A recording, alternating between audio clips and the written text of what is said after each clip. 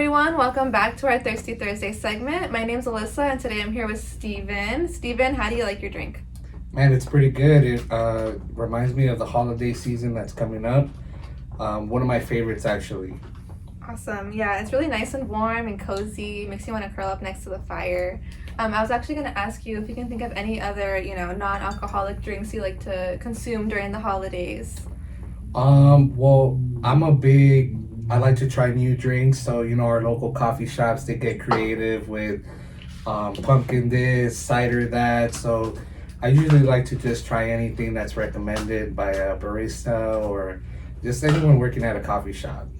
Right, those are some great ideas actually to go check out your local coffee shop. We actually have a coffee shop series on our Today's Fix on our channel if you want to check that out as well.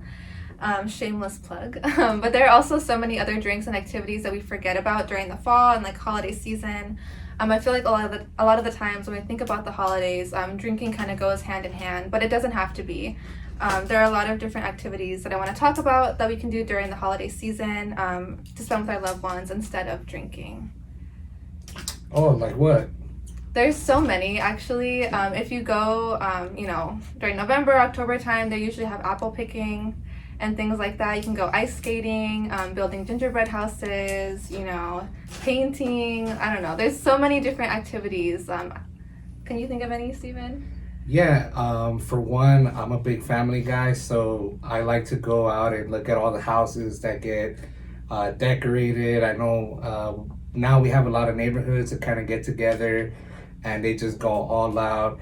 I know a lot of people like to go to theme parks because they decorate theme parks. So, it's all about enjoying the holiday season. Maybe it's not about spending all this money and buying all these gifts, but just spending them with family and doing these fun activities with them.